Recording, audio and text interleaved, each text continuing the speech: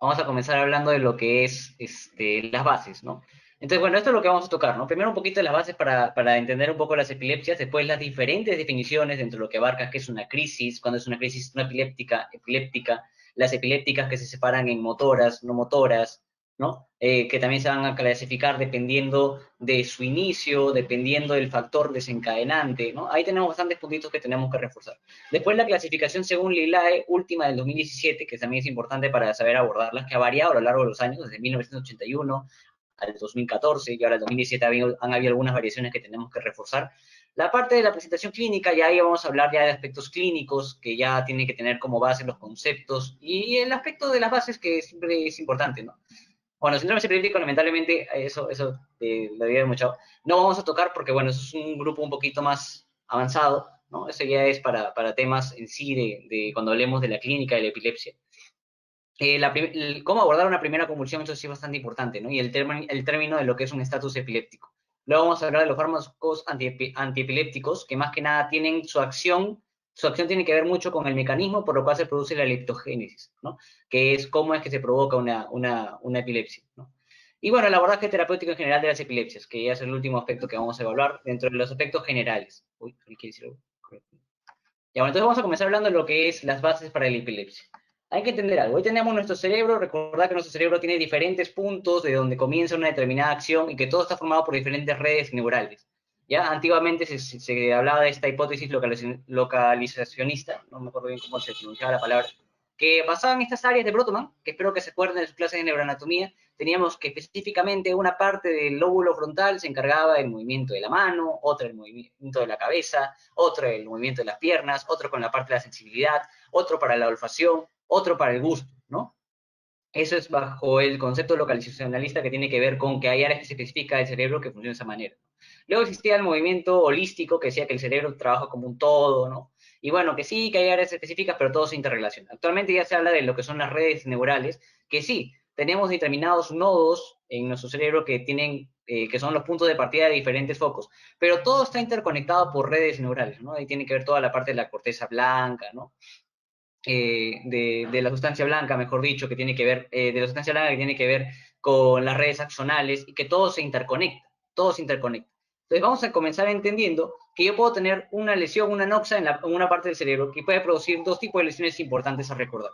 Una lesión que me genera inhibición de la función y obviamente vamos a ver al paciente todo aletargado, lento, típico que sucede, por ejemplo, cuando hay un stroke, ¿no? Cuando tengo un evento cerebrovascular, un infarto de esa zona va a morirse, por ende ya no va a cumplir función. Vamos a ver típicamente, si hay compromiso motor, paresias, ¿no? Compromiso sensitivo, anestesias o hipostesias, el paciente ya no siente. O caso contrario, que esta noxa, esta alteración, este daño que se está produciendo en alguna parte del cerebro, produce hiperexcitación. Produce hiperexcitación, ¿no? Acá tenemos como ejemplo flash y flash, ¿no? Vamos a ver, en este caso, en la epilepsia, la lesión que va a producir va a generar despolarizaciones paroxísticas. Ese es el término que tenemos que entender cuando hablamos de una crisis. Son hiperfunción neuronal. El cuerpo va a funcionar más de la cuenta. Hay que entender que ya, yo tengo un área que se produce una lesión. La pregunta es, ¿esa área va a afectar únicamente una corteza de un hemisferio cerebral? Que eso cuando hablamos de términos de crisis focales, o esa lesión por la red en la cual se encuentra genera que se irradie a ambos hemisferios, que eso es cuando hablamos de crisis generalizadas. Esos son los términos que tenemos que tener bastante presente. Tenemos que tener bastante presente en relación al término de cuando ya hablemos de crisis, ¿no? Cuando hablemos de crisis. Tenemos un área, típicamente la zona epileptógena, que puede desarrollar que en un foco específico de un hemisferio se produzca la crisis, que es el término que tenemos que recordar, crisis, y cuando es así se habla de una crisis focal o de inicio focal, porque ahora se está hablando de esos términos de inicio focal, o que de manera, en segundos, esa lesión genera que porque se encuentra en una red que tiene conexiones interhemisféricas, produzca clínica en ambos hemisferios a la vez. Entonces ahí hablamos de una crisis de inicio generalizado, porque afecta a ambos hemisferios cerebrales. No quiere decir que afecte todo el cerebro, basta que afecte ambos hemisferios para hablar de crisis de inicio generalizado. Hay que tener en cuenta este principio. Entonces, cuando hablemos de crisis, que es la base de la epilepsia, a fin de cuentas, que es la base de la epilepsia, hay que tener en cuenta que acá se está dando por un fenómeno de descargas neuronales paroxísticas, ¿ya? De descargas neuronales paroxísticas. El cerebro está hiperdespolarizándose, está haciendo demasiada función, hiperfuncionando, ¿ya? Ese es el término que hay que entender. Entonces, para eso hay que recordar algunos conceptos de sinapsis. Bueno, acá es un gráfico que simplemente explica la sinapsis, y acá quiero que recuerden algunos conceptos básicos que tienen que ver con el potencial de acción neuronal, ¿no? Recuerden que cuando se estudia potencial de acción, que lo estudiaron en fisiología, tenían que ver un poco con lo que era potencial de acción neuronal y el potencial de acción cardíaco, ¿no? En este término vamos a hablar más que nada de potencial de acción neuronal, ¿no? Recuerden que el potencial de acción, bueno, empezando, las células generalmente tienen un potencial de reposo, ¿no? En el caso de las células neuronales, clásicamente es de menos 70 voltios, ¿no? Menos 70 milivoltios. Es clásicamente en el cual se encuentra su umbral de reposo, ¿no? De las neuronas. Cuando esto se comienza a despolarizar quiere decir que la célula se comienza a volver más electropositiva. Generalmente, cuando supera un umbral de más o menos menos 55 milivoltios, se produce el potencial de acción.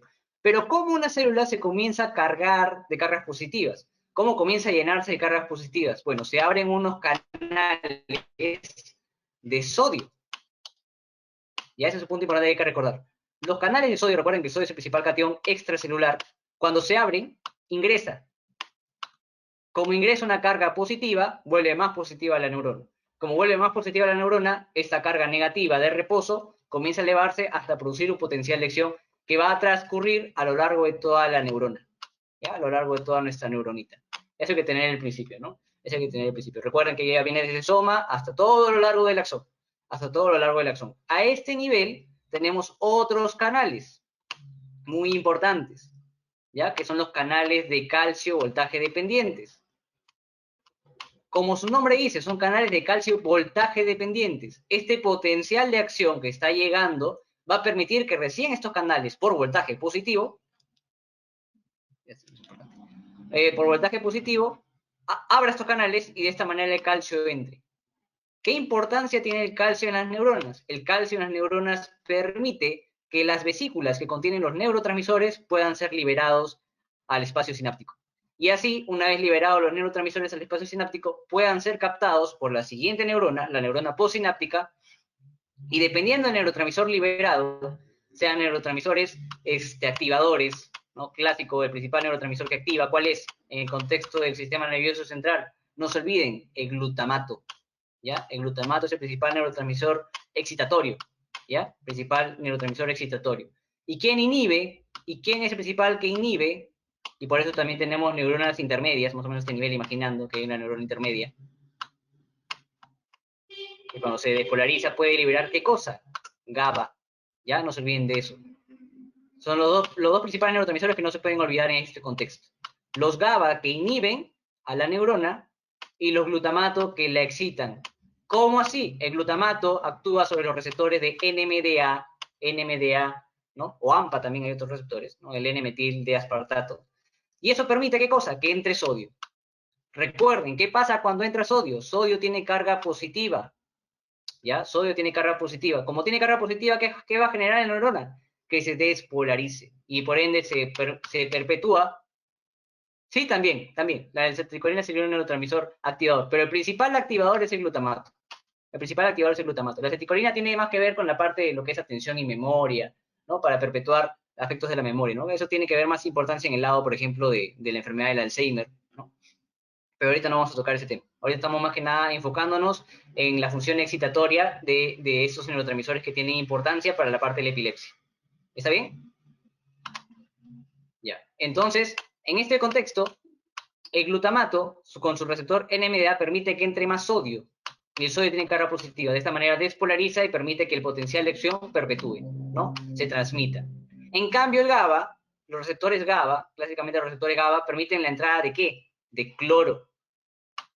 Permite la entrada de cloro. Y el cloro es un anión. Tiene carga negativa. Como tiene carga negativa, vuelve la célula más negativa. ¿Y qué hace con el potencial de acción? Lo corta. Se acabó. A la célula la repolariza, si lo queremos ver así, ¿no? Ya la impide que el potencial de acción se transmita, ¿no? Impide que el potencial de acción se transmita. ¿Por qué es importante tener en cuenta esto? Porque para el manejo farmacológico de las epilepsias, vamos a usar fármacos inhibidores de los receptores, de los canales de sodio, fármacos inhibidores de los canales de calcio, fármacos que inhiban a los receptores de glutamato, fármacos que potencien la acción GABA, incluso también hay nuevos fármacos como el levetiracetam ¿no? Que tiene acción sobre las vesículas sinápticas de glutamato, impidiendo que estas puedan ser liberadas, ¿no? Más o menos son los fenómenos o los mecanismos de acción de los fármacos antiepilépticos.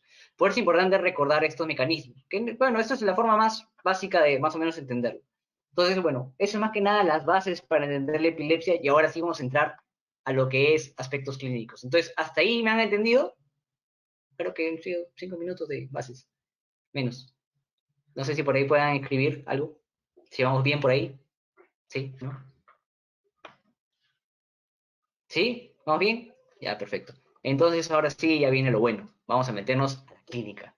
A la clínica, que es lo importante. Entonces, vamos a ver las diferentes definiciones que existen en la epilepsia. Para esto, primero vamos a definir qué es una crisis y qué es una epilepsia. Ya son cosas distintas. Las crisis pueden ser crisis no epilépticas o epilépticas. Hablamos de crisis simplemente porque hay un fenómeno que genera signos y síntomas propios de una hiperfunción neuronal, que puede ser esta hiperfunción producida por fenómenos paroxísticos, que puede ser producida por fenómenos paroxísticos o por no fenómenos paroxísticos, o incluso por fenómenos que no tengan que ver necesariamente con activación neuronal, ¿no? Por ejemplo, movimientos anormales, corea, tetosis, no son fenómenos paroxísticos, simplemente es alteración del sistema extrapiramidal. Y eso genera clínica propiamente de movimientos anormales, ¿no? De movimientos anormales.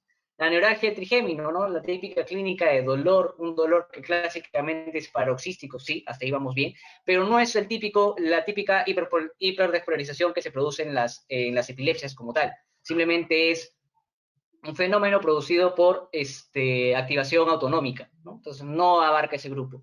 Las auras migrañosas, acá también, por ejemplo, es otro término que también puede confundir bastante. Hay auras epilépticas y hay auras que tienen que ver con la migraña. Entonces, el aura más que nada es el fenómeno previo a la crisis, si lo queremos llamar así. Si lo queremos llamar así, ¿ya? Porque en sí un aura epiléptico es a fin de cuentas una crisis, ¿no? Es una crisis. Ya vamos a hablar de eso un poco más adelante. En el caso del aura migrañosa es justamente porque hay un fenómeno de irritación neuronal, si lo queremos ver así, que previo a su clínica, propiamente la migraña, que es la cefalea, ¿no? La cefalea pulsátil hemicraniana, a veces, cuando hablamos de la migraña clásica, puede presentar fotopsias o fenómenos de diferente índole, dependiendo del área que esté irritada, previa a la clínica de la cefalea. ¿Cómo diferencio yo un aura migrañoso de un aura epiléptico? Clásicamente los auras migrañosos tienen una duración mayor, 2, 3, 5 minutos, ¿no? Pueden demorar bastante tiempo, a veces pueden estar casi hasta media hora presentes, antes de que comience la clínica de dolor. Acá el aura epiléptico es rápido, tienes 30 segundos, 1 minuto, a lo máximo 2 minutos, para que después del aura arranque la crisis. Son cosas que hay que tener en cuenta, ¿no? Y las crisis psicógenas, ¿no? O bueno, ya esas, o también ¿cómo se le llamaría esto? Las inventadas, ¿no? A lo Florcita Polo, cuando hizo que se desmayaba, y al final luego se estaba arreglando la falda, ¿no? Para que no se le vea. Ya esa gente que finge tener una crisis, ¿no? Eso hay que tener en cuenta, ¿no? Siempre se pueden presentar esos fenómenos. Y hay algunos signos que nos pueden ayudar a diferenciar cuándo es algo fingido o cuándo no. Y obviamente, ¿qué es lo más claro que te da la imagen? Bueno, lo que es el electroencefalograma, ¿no? Eso sí, obviamente te va a mostrar los picos ictales, que es el término que se usa en electroencefalograma, que te dice que la persona tiene una crisis o no, una crisis epiléptica o no. ¿Ya? Entonces, estos son los tipos de las crisis que no las podemos catalogar como epilépticas como tal.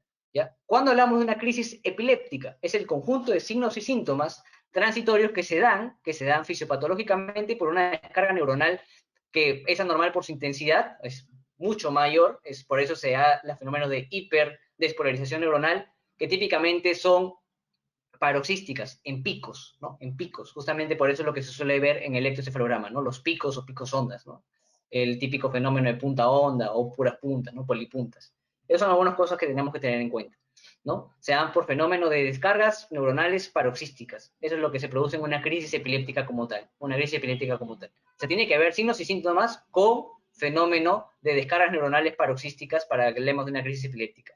Y dentro de lo que son crisis epilépticas, no estoy diciendo convulsión, ¿ya? Eso es el término que hay que cambiar. Ustedes no deben llamar convulsión a esto. Son crisis epilépticas. Se separan según el tipo de crisis y según el desencadenante de la crisis, ¿ya? Según el tipo de crisis, la vamos a separar en crisis focales o de preferencia de inicio focal, que ya hemos visto, compromete una región de un hemisferio, ¿ya? Así es como comienza la clínica, clásicamente, hay que tener en cuenta.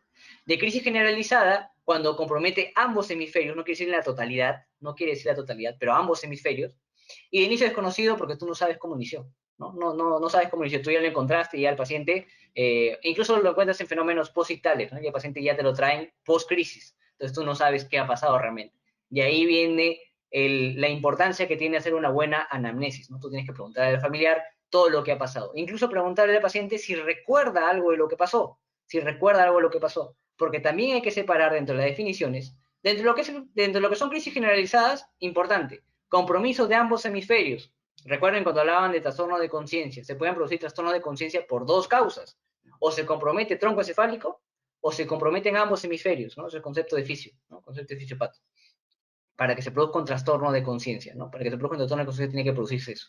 Ya eso hay que tener presente. Entonces, las crisis generalizadas casi siempre inician con trastorno de conciencia. Entonces, el paciente no se va a acordar nada de lo que le ha pasado, si ya tiene inicio generalizado, ¿no? Inicio generalizado. En cambio, las crisis focales, acá sí se separa.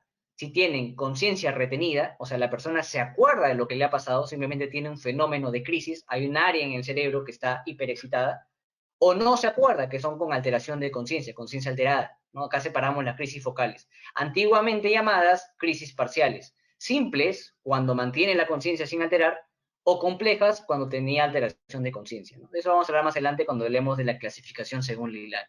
Y dentro de este grupo se separan en crisis motoras y crisis no motoras. Todas estas se pueden separar en crisis motoras y crisis no motoras. Las motoras, estas de acá, son las que podemos llamar nosotros convulsión. Solo estas, ¿ah? Solo estas. Porque yo también puedo tener crisis no motoras y que muchas personas no las pasan por alto, ¿no? El paciente por un momento ve sombras que le duran 2 minutos, ¿no? En ese momento puede ver sombras, incluso puede ser que esté desconectado con el entorno, pero está comenzando a ver sombras. O huele cosas que huelen mal, ¿no? Eso se llama cacosmia, por ejemplo, ¿no? O, por ejemplo, tiene cambios de ánimo repetitivos. De un momento a otro le viene un miedo inexplicable, ¿no? O le viene euforia inexplicable. Esos son, a fin de cuentas, crisis epilépticas. Pero nadie se percata de esas porque tiene el concepto de que una crisis epiléptica necesariamente tiene que tener movimiento. Y no es así.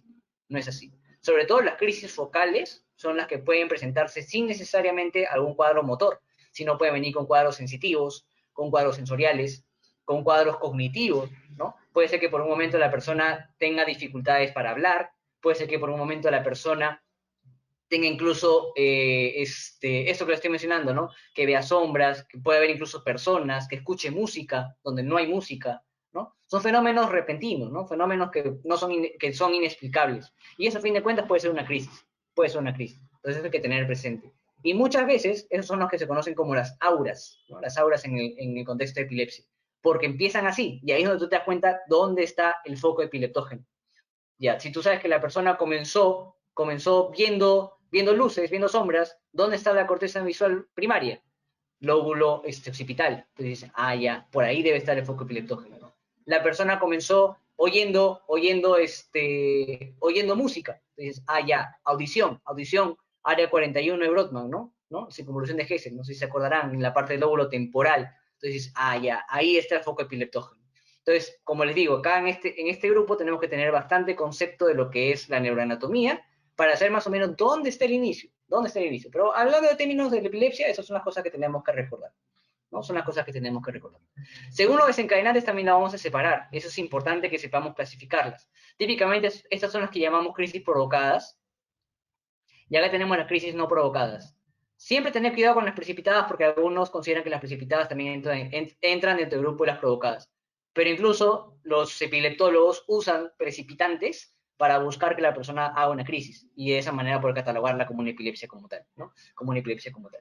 Entonces separamos las provocadas, típicamente, actualmente llamadas como sintomáticas, agudas y remotas. Cuando hablamos que son sintomáticas o estructurales, cuando hay una causa de la crisis. Hay algo que está provocando la crisis, que puede ser un stroke, un tequiado, ¿no? Un trauma encefalocraniano, que haya tenido una neurocirugía previa, que tenga algún trastorno metabólico, típicamente hipoglicemia, típicamente hiponatremia, hipomagnesemia, hipocalcemia, ¿ya? esas alteraciones clásicas, metabólicas, pueden provocar en la persona crisis, ¿no? Que muchas veces son convulsivas, muchas veces son motoras, eso hay que tener en cuenta. Sin embargo, por tener esa crisis yo no lo podría catalogar como epilepsia, hay que tener presentes esos datos, hay que tener presentes esos datos.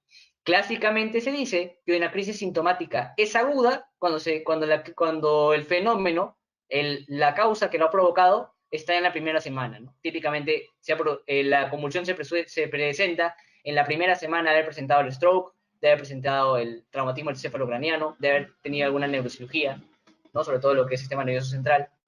O, por ejemplo, la persona está convulsionando, le tomo un ataque y encuentro un hematoma subdural, ¿no? Un hematoma subdural, primera vez que me entero que tiene un hematoma subdural, ¿no? O la persona tiene una meningitis o una encefalitis, ¿puede convulsionar por eso? Sí. Las encefalitis, clásicamente, dentro de su clínica, pueden cursar con convulsiones, con crisis motoras, clásicamente. Pueden venir con crisis no motoras también, ¿eh? Eso hay que tener en cuenta, las crisis epilépticas no motoras. O, por ejemplo, en el primer día de tener una alteración metabólica, ¿no? Hipolisemia, hipocalcemia, hipomagnesemia, hiponatremia o hipernatremia también, ¿no? Recuerden que el sodio es el principal electrolito que está asociado a alteraciones en lo que es el sistema nervioso, ¿no? El sistema nervioso.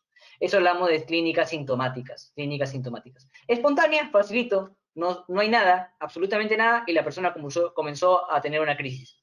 No hubo ningún desencadenante, nada, ningún factor que influya en esto. Las precipitadas, por ejemplo, pueden haber fenómenos que bajen el umbral epiléptico, ¿no? O sea, si normalmente tenía que llegar a un tipo de descarga para que se produzca la crisis, ahora con llegar a una despolarización más baja, ya se produce la crisis. ¿Qué cosa favorece esto? La deprivación del sueño. Cuando la persona no duerme mucho, por ejemplo, eso es una precipitación para una crisis. Entonces, la persona que no ha dormido y convulsiona tiene una crisis precipitada.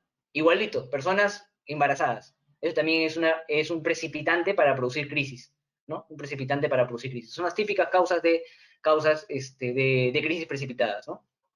Y reflejas, generalmente puede ser por un sonido, o la clásica por luces potentes. Por eso, cuando ustedes juegan un videojuego, estos que son así bien sangrientos, bien violentos, ¿no?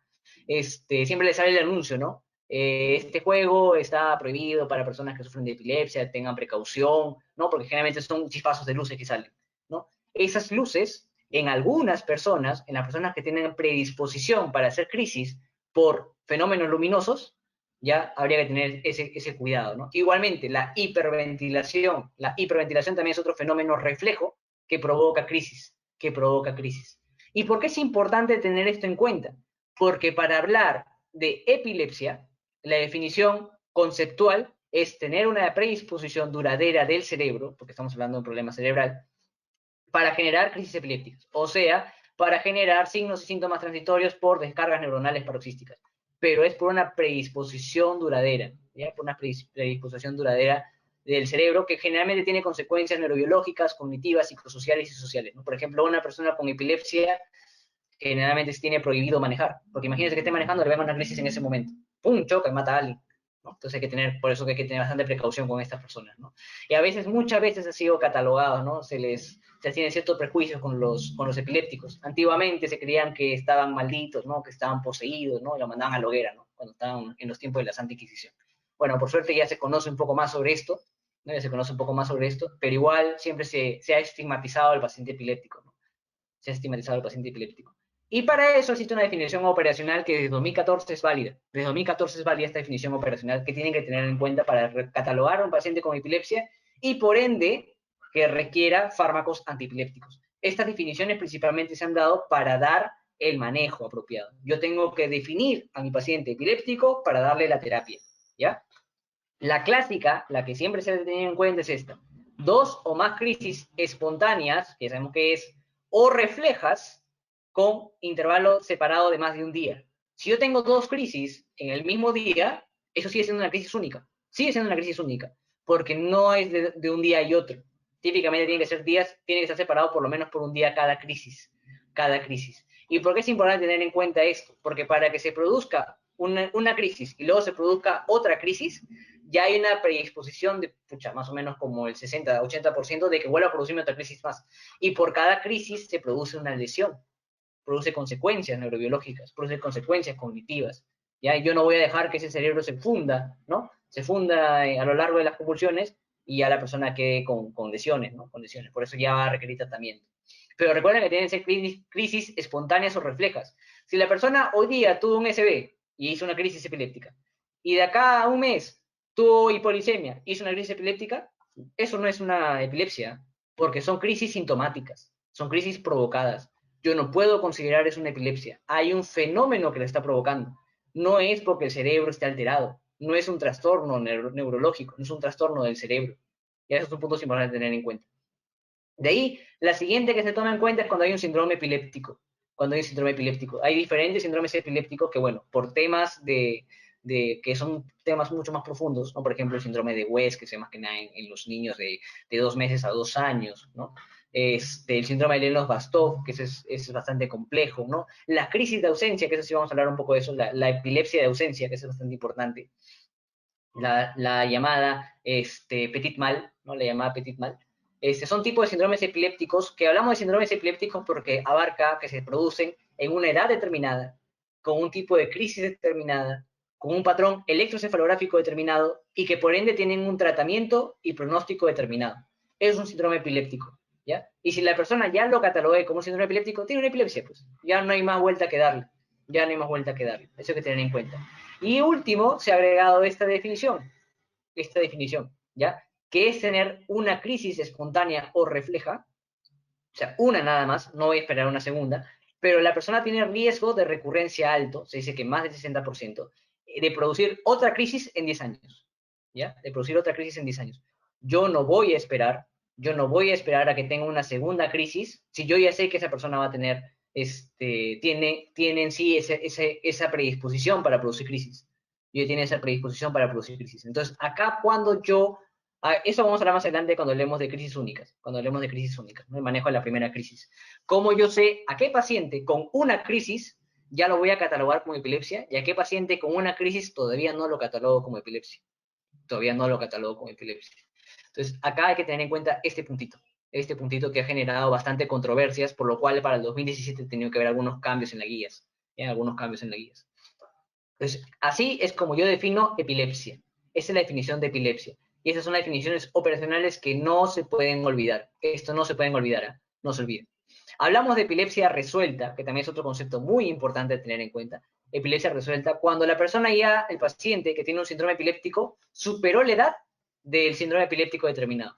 Por ejemplo, si yo sé que la crisis típica, la crisis de ausencia típica dura hasta los 10 años, el niño tiene ahora 12, ya no tiene crisis, ya pues, ya está, superó el síndrome epiléptico, ya está con la epilepsia resuelta. Se usa la palabra resuelta, no curado, ¿eh? Se usa la palabra resuelta. Aún así, bueno, sabemos que ese cerebro va a tener predisposición como para, ¿no? Pero ya no presenta crisis como tales, ya no las presenta. Se dice que es un cerebro libre de crisis. Esa también es otra definición que voy a mencionarles más adelante. Y lo otro, que hablamos que la persona está libre de crisis por más de 10 años, eso es importante, que tenga más de 10 años sin haber presentado crisis alguna, y que de esos 10 años, por lo menos los últimos 5, ya no esté tomando ninguna medicación antiepiléptica. Entonces la pregunta es, ya, la persona la diagnostiqué con epilepsia, le está recibiendo fármacos antiepilépticos. ¿En qué momento yo sé cuándo le quito o no le quito los fármacos? Generalmente yo quito los fármacos antiepilépticos cuando la persona presenta por lo menos un tiempo libre de crisis, que esa es la definición para hablar de epilepsia libre de crisis, de por lo menos 2, para una referencia es 2 años, y otra referencia dicen 5 años. Idealmente, entre el tercer y cuarto año que la persona no ha presentado crisis tomando medicación, yo puedo decir, vamos a intentar ir disminuyéndote las dosis hasta quitarte el medicamento.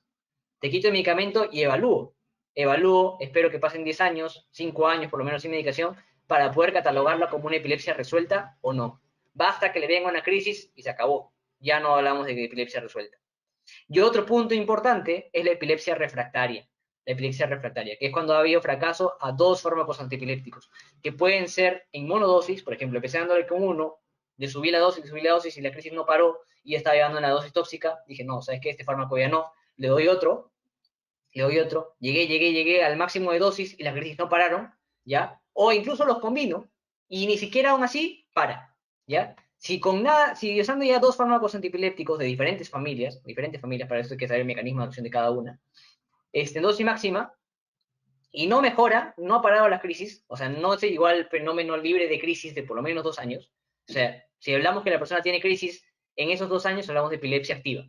Si ha pasado 2 años sin crisis, ya hablamos de libre de crisis. Eso es más o menos el tiempo que se debe tener en cuenta.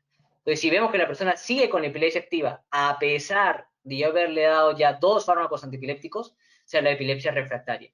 Y acá el manejo generalmente ya puede ser quirúrgico como opción, ¿no? Como opción.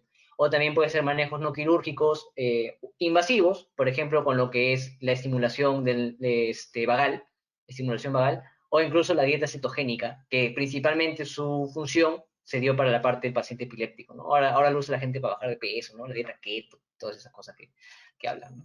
Pero inicialmente se dio para este fin, ¿no? Para este fin, para el manejo de las epilepsias. Ya, eso es lo que hay que tener en cuenta en las definiciones. Eso es lo que hay que tener en cuenta en las definiciones. Ahora, ¿cómo es la última clasificación según Lilae, teniendo en cuenta todos estos fenómenos que han ido cambiando a lo largo del tiempo?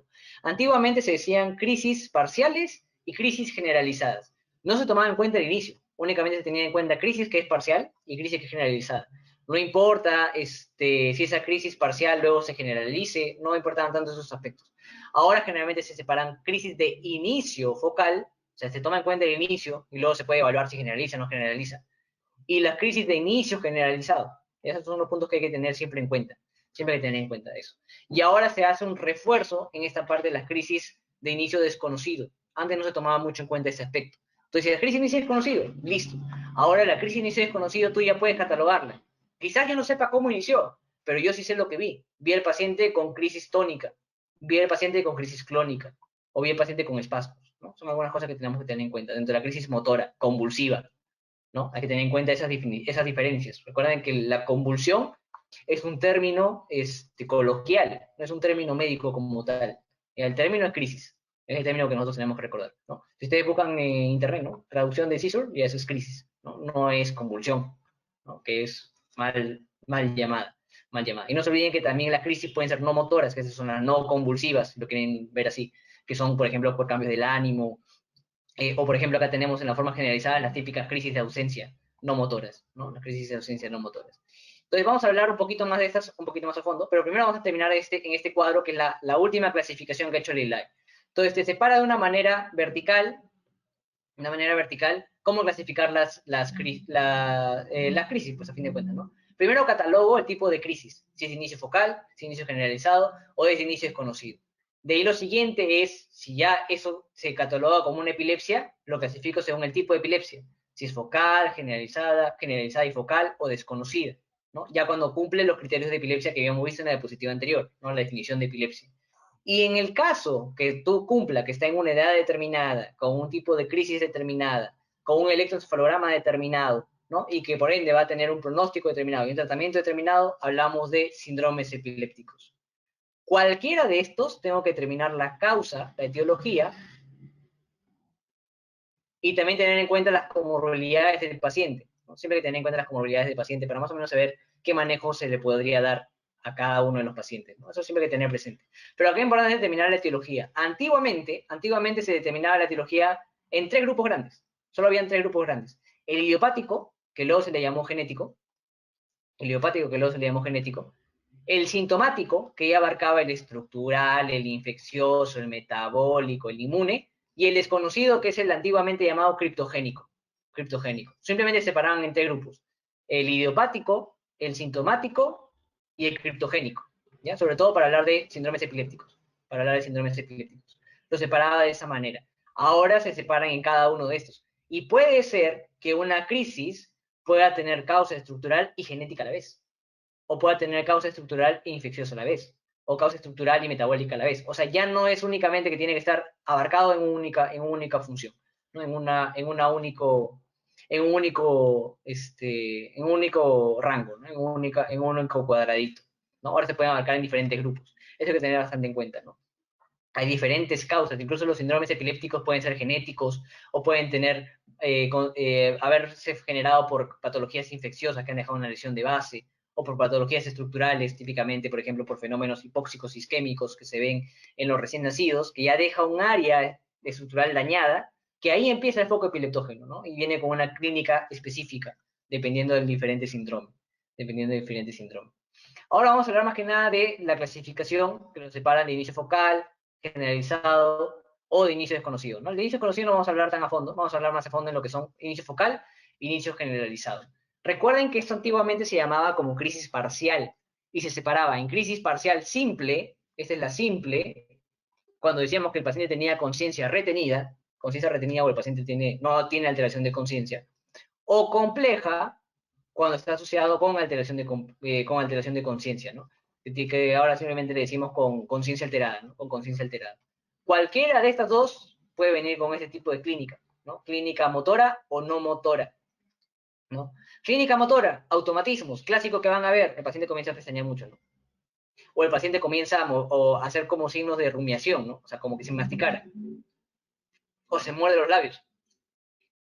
Son cosas que ustedes van a ver, no son cosas que ustedes van a ver. O el paciente comienza a hacer siempre el último movimiento que estaba haciendo, ¿no? Por ejemplo, el paciente estaba pasando las hojas y se quedó ahí, pasando las hojas. O hace como que va a comer. Eso es un automatismo. Hace movimientos que no tienen un significado, ¿no? Que no tienen un significado, eso tienen que tener en cuenta. Las crisis atónicas, antes incluso estaban acá abarcadas las astásicas y demás, ahora simplemente se le catalogan como atónicas, es por una pérdida brusca del tono muscular. Ustedes van a ver al paciente que está lo más tranquilo y ¡pum! Se desploma. Se desploma. Si estuviera parado, peor. Se cae. Se cae. Esas son las típicas crisis de caída. Las crisis de caída. Ese hay que tener bastante cuidado porque pueden generar bastantes lesiones en los pacientes, ¿no? Porque simplemente se caen y se van a caer de cabeza, pues, ¿no? Se te quedan y peor. En un paciente con predisposición a crisis, ya pues la fregada, ¿no? La fregada, eso hay que tener en cuenta. Eso hablamos de las crisis atónicas, ¿no? Las crisis atónicas. Generalmente, bueno, eso más que nada se abarca en el grupo de la generalizada, ¿no? Pero también se pueden ver en las formas motoras, por ejemplo, de solo la cabeza, ¿no? Solo la cabeza pierde el tono. En la generalizada es donde tiene más peso, ese tipo de clínica. Clónicas. ¿Cuándo hablamos de clónicas? Hablamos clónicas cuando tenemos espasmos musculares que son de pequeña intensidad y que son regulares, ¿no? Vamos a ver a la persona que tiene espasmos siempre regulares, como si fueran, como si estuviera temblando. Eso es lo que clásicamente vamos a ver cuando hablamos de una crisis clónica. Clónica tiene que ver con esa tembladera, ¿ya? Eso es importante que tengan en cuenta, que son generalmente duran, ¿ya? Eso también es un punto bastante importante, que son duraderas y generalmente regulares. Eso es lo que clásicamente se ve en las crisis clónicas, ¿no? Los espasmos epilépticos, por ejemplo, pueden estar asociados a determinados tics o movimientos peculiares, ¿no? Eso sobre todo se ve más que nada en los niños. En los niños tiene bastante peso esta parte de los espasmos epilépticos. El hiperkinético es el que se mueve mucho. Típicamente hacen referencia al paciente que hace como si manejara bicicleta. Es un tipo de fenómeno de crisis, que el paciente comienza a mover las piernas como si estuviera manejando bicicleta. Ahí se abarca el hiperkinético. Antes no se le tenía en cuenta el hiperkinético, por ejemplo. Mioclónico, eso es importante. Sepan diferenciar entre una crisis clónica y una crisis mioclónica. ¿Ya? Esos son importantes diferenciarlos. La mioclónica son contracciones musculares repentinas, bruscas, de corta duración y generalmente son irregulares. Esa es la gran diferencia. Y son mucho más potentes. Mientras que clonus es simplemente un movimiento como de temblor, que se puede hacer un poquito más grande, ¿no? El mioclónico es movimientos como que de la nada. No sé si me están viendo. Alguien me confirma si me ve, porque si no me estoy moviendo como loco y nadie me está mirando. Alguien me Sí confirma se si te me ve. puede ver. Ah, ya. Sí. Entonces, el mioclónico generalmente son movimientos bruscos. ¿Ya? Estos generalmente son los movimientos que hace el mioclónico. El mioclónico tiene contracciones bruscas, de la nada, ¿no? Eso hay que tener en cuenta. Bastante frecuente, por ejemplo, en la epilepsia mioclónica juvenil, que es un tipo de síndrome epiléptico que se ve más en la gente joven, ¿no? Entre los 12 y 18 años, más o menos eso hay que tener en cuenta, ¿no? Hay que tener en cuenta, es un tipo de epilepsia. Y que a veces muchos lo pasan por alto, ¿no? Tiene su contractura, ya, nada más. ¿Cuándo se preocupan? Cuando hace lo que todo el mundo conoce como convulsión, que es la típica crisis tónico-clónica generalizada, ¿no? El paciente cuando ya está en toda la tembladera, que perdió la conciencia, eso es lo que la gente entiende como convulsión. Si no es así, no es convulsión, ¿no? Pero lamentablemente no es así. Y ustedes tienen que saber eso, por lo menos ustedes tienen que tenerlo bastante claro. Cuando hablamos de tónica porque el paciente tiene un tono muscular incrementado, no un tono muscular incrementado. Generalmente van a ver al paciente en posturas de extensión sostenida, o puede tener incluso flexiones patológicas, ¿no? Clásicamente que pueden generar diferentes fenómenos. Digamos, un fenómeno es la postura de Fencer, ¿no? Que es cuando es el típico 4. Ven al paciente que se estira y el otro brazo lo flexiona. ¿no? Esa es algún tipo de postura que, por ejemplo, puede asumir como fase tónica, como fase tónica. Otra postura que puede asumir es la postura del esgrimista, estira un brazo y el otro brazo lo baja, ¿no? Y el otro brazo lo baja. Son algunas cosas que deben tener siempre en cuenta, ¿no? Son algunas cosas que deben tener en cuenta. Y dependiendo de la presentación, a veces te puede decir que hay, como por ejemplo, un área que podría ser específicamente la lesionada, ¿no? Por ejemplo, en la forma legrimista, se dice que puede ser que se encuentre lesionada, la alteración se produzca principalmente en lo que es la corteza motora suplementaria, ¿no? Que está en el lóbulo frontal, ¿no? Recuerden que el lóbulo frontal, sobre todo en la parte presental, es la que tiene que ver con todo el área motora primaria, ¿no? Y más adelante, en las cortezas motoras suplementarias, ahí tenemos todas las formas secundarias de movimiento, ¿no? Entonces, alteraciones del lóbulo frontal, clásicamente te vendría con clínica motora. Y afectación del lóbulo parietal, temporal, vendría con clínica más que nada no motora, ¿no? No motora. Ahí tenemos autonómica, diferencia en automatismo de autonomía, ¿ya? De disautonomías. Acá el paciente, por ejemplo, puede presentar piloerección, ¿no? Puede presentar, por ejemplo, erección, ¿no? Otra cosa que puede presentar. Puede presentar hipotensión, sudoración. Esas incluso pueden ser manifestaciones de crisis epilépticas, pero nadie lo toma en cuenta, ¿no? Una persona que comenzó a sudar de la nada, ¿no? Y nadie cree que eso es una epilepsia. Nadie cree que eso es una crisis. Y eso puede ser una crisis. Cambios en el comportamiento, o por ejemplo, ese es un arresto en el comportamiento, el paciente de la nada se queda quieto, o a veces de la nada le viene una crisis, ¡pum!, te tiene un puñete, ¿no? Esas, por ejemplo, pueden ser fenómenos de crisis, y tú dices, ay, ¿qué te pasa, no? Y al final, no es que él lo haya querido hacer, simplemente es su respuesta que se ha producido por esa hiperexcitación en su corteza, ¿no? En su corteza cerebral. Cognitivas, antiguamente llamadas psíquicas, no se pasen, pues, ¿no? Si le ponían psíquica, ¿qué iban a creer? Que convulsionaban y comenzaban a leer las cartas, ¿no? Leer el tarot. No, por eso era el término cognitivo, ¿no? Cognitivo que, por ejemplo, hace referencia a que la persona en ese momento que tiene la crisis se olvida de algunas cosas, o presenta esos fenómenos clásicos del déjà vu, ¿no? La persona dice, yo he estado aquí antes, ¿no? Es el típico déjà vu. O el Hamas view, ¿no? Que es la persona, ¿dónde estoy? Yo nunca he estado acá, ¿no? ¿Qué está pasando? ¿No? Esos son fenómenos que clásicamente se producen por alteraciones cognitivas, principalmente ¿dónde? En la corteza temporal, por ejemplo, ¿no? Igualito que los fenómenos emocionales, que la persona comienza a presentir miedo repentino, depresión repentina, euforia repentina, pueden ser formas de presentación de una crisis epiléptica. Igual sensoriales, ¿no? Igual sensoriales, que comience a oler cosas donde no hay olor, que comience a escuchar música donde no hay música, que vea sombras donde no hay sombras, ¿no? Esos son tipos de fenómenos que se pueden comenzar a presentar. No se olviden que la simple era con conciencia retenida, la persona tiene todo esto, pero se acuerda, es un punto importante, se acuerda de lo que está pasando, o cuando tiene alteración de conciencia, que por ejemplo tú le hablas a la persona y la persona ya no te responde, no está en el entorno. Y puede ser que vea las cosas y haga todas esas cosas, pero al final luego no se acuerda de lo que ha pasado. No se acuerda. ¿Por qué? Porque ha perdido la conciencia, simplemente está pasando en el momento, pero luego no se va a acordar. Y tengan cuidado porque las formas focales de inicio focal pueden generalizarse. Antiguamente se llamaban crisis focales generalizadas, ¿no? Ahora se dicen crisis focales abilateral tónico-clónica. Tengan en cuenta que estas formas de presentación bilateral tónico-clónica generalmente son una forma de presentación más conocidas por las personas, ¿no? Más conocidas por las personas. Pero acá viene el detalle. Hay una diferencia. Si empezó de inicio focal y luego se generalizó, hasta que empezó generalizada. ¿Cuál va a ser la principal diferencia? ¿Cuál va a ser la principal diferencia? Las crisis tónico-clónicas generalizadas, la persona no se acuerda de nada. ¿Por qué? Recuerden que las crisis generalizadas, cuando ya generaliza, pierde la conciencia. Pierde la conciencia. Entonces, estas son las típicas crisis sin aura. Sin aura. ¿Quiénes producen aura? Las focales. ¿Por qué? Porque el fenómeno focal es el aura. El fenómeno focal es el aura y que luego se va a generalizar. Incluso estas son las formas de presentación que pueden llegar a ser más frecuentes en el adulto. En el adulto, por ejemplo, cuando se producen lesiones por TEC, por eventos cerebrovasculares que ya deja un área focal alterada, una zona epileptógena específica, comienza con un fenómeno oral y después se generaliza. Esas son las típicas crisis focales complejas, ¿no? O crisis focales con alteración de conciencia que se convierten en bilaterales tónico-clónicas, ¿no? Bueno, acá las generalizadas tónico-clónicas, primero empieza con una forma tónica, ¿no? Forma de rigidez muscular, y luego empieza a temblar, ¿no? Tiene un fenómeno tónico que puede durar de 10 a 20 segundos, a veces medio minuto, y clónico que puede durar 40 segundos más o menos. Clásicamente las convulsiones, la crisis como tal, duran más o menos 2 minutos, no debería durar más de eso, Eso hay que tener bastante en cuenta. Ese también es un punto importante. Las crisis no deberían durar más de 2 minutos y por lo menos punto de corte de la mayoría, 5 minutos. Si pasan esos 5 minutos, ya cambiamos de fenómeno, no hablamos de una crisis simplemente, sino hablamos de un estatus. Es un punto importante porque la crisis como tal, como es de corta duración, generalmente ya te pone alerta, pero no requiere tratamiento en el momento, ¿no? Salvo que estés ahí delante y tengas un hospital a la mano, ya, suficiente. Pero normalmente lo único que tienes que hacer es ponerlo en posición de seguridad y se acabó el asunto. Se acabó el asunto. No hay mucho que hacer al respecto. Pero si está en estatus, preocúpate. Eso es una emergencia neurológica y se va a requerir un tratamiento específico, de lo cual vamos a conversar más adelante. ¿No? De lo cual vamos a conversar más adelante.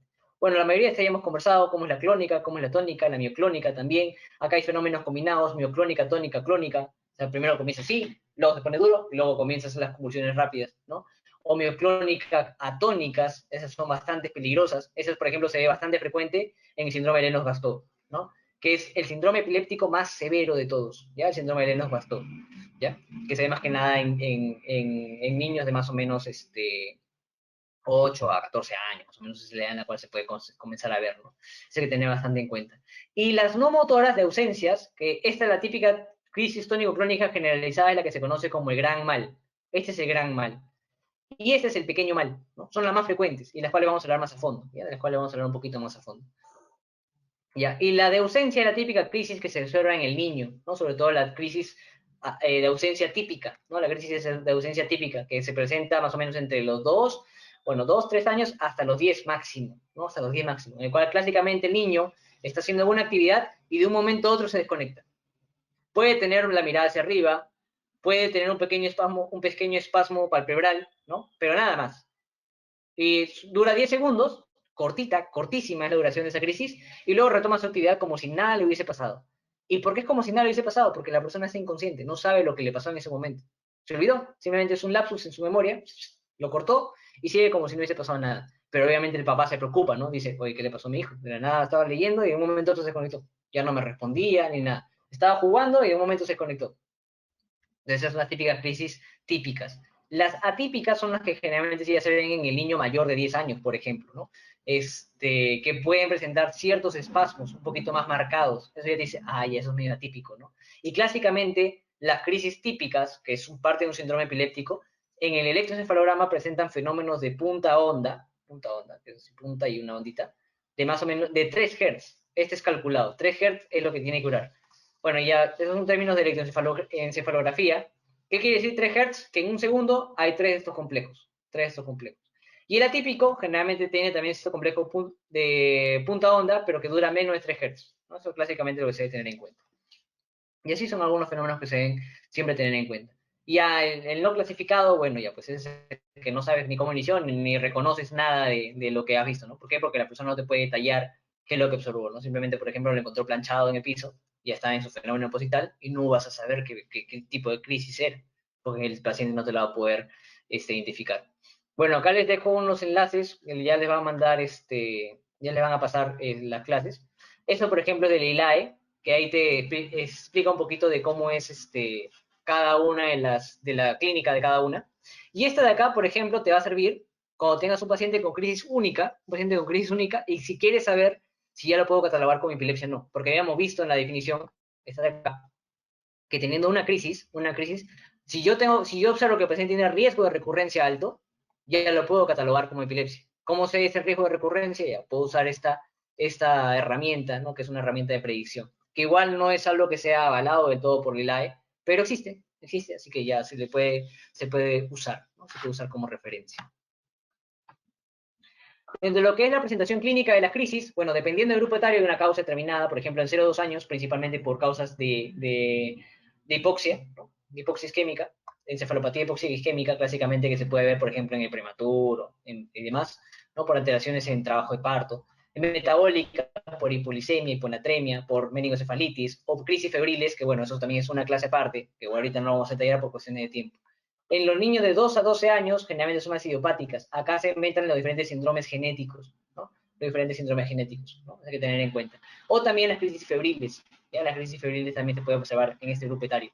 De los 12 a 18, por ejemplo, también acá están las causas idiopáticas, por ejemplo, para causar la epilepsia mioclónica juvenil, ¿no? Abarcaría en este grupo. Y también los tequiados, porque a esta edad es cuando el niño más juega y más se puede golpear la cabeza, ¿no? Más o menos es lo que tener en cuenta.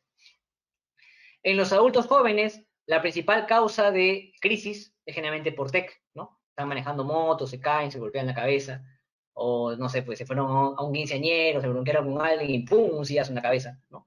Y no olvidar que, por ejemplo, por lo menos en nuestra población, en la mayoría de poblaciones de Latinoamérica, una causa bastante frecuente de crisis es la neurocisticercosis.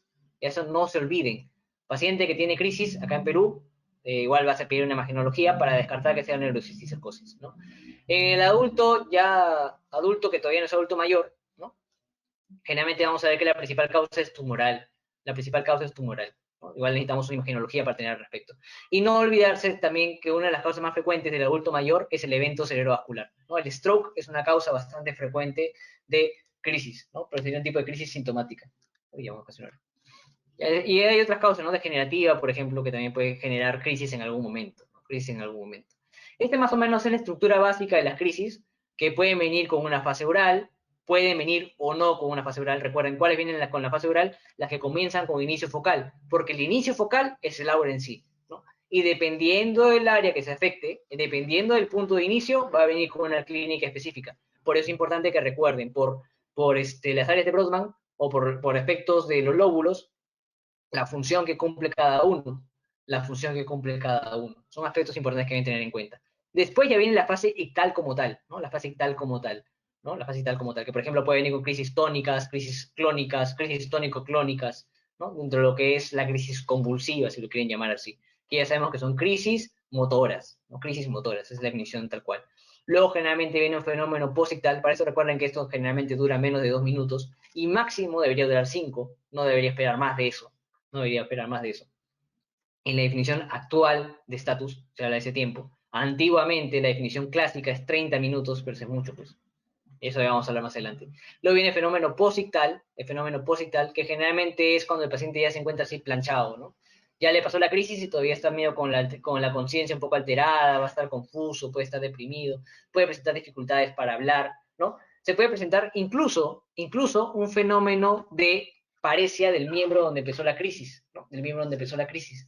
La paresia que se presenta en la fase posictal se conoce como la parálisis de TOT, así se escribe, TOT.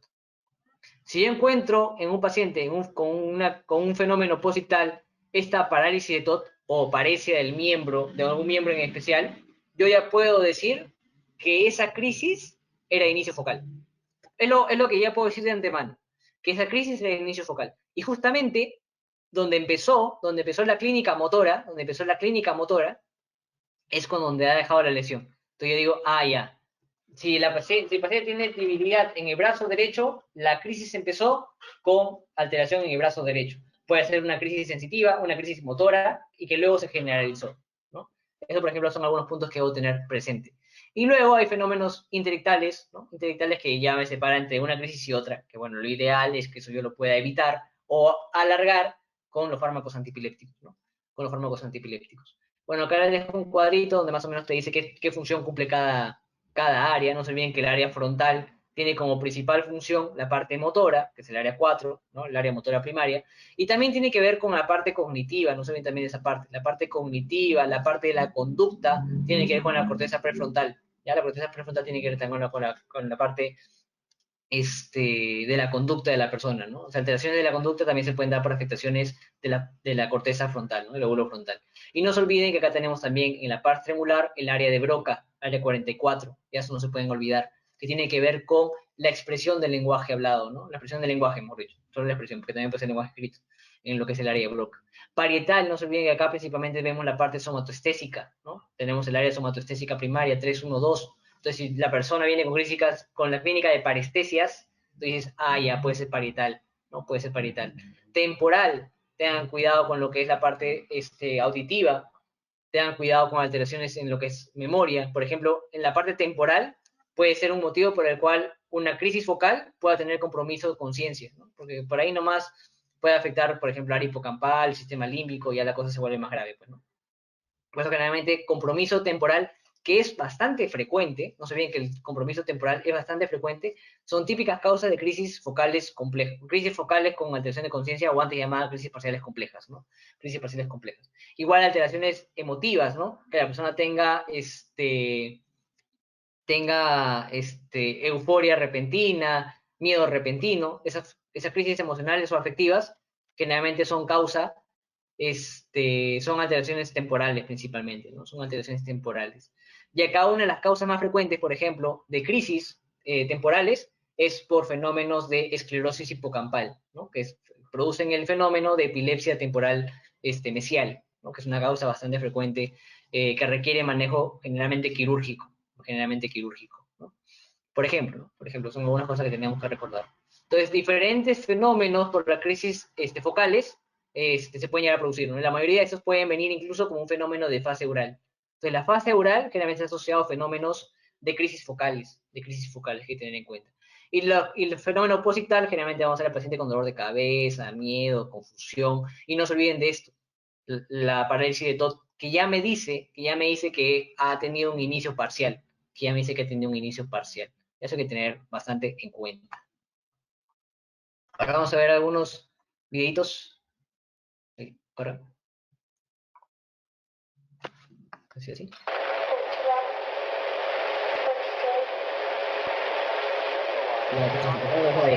Ya, pero miren, acá por ejemplo vemos al niño que la nada se conectó. Y se ven acá, ya, esto es un patrón mictal.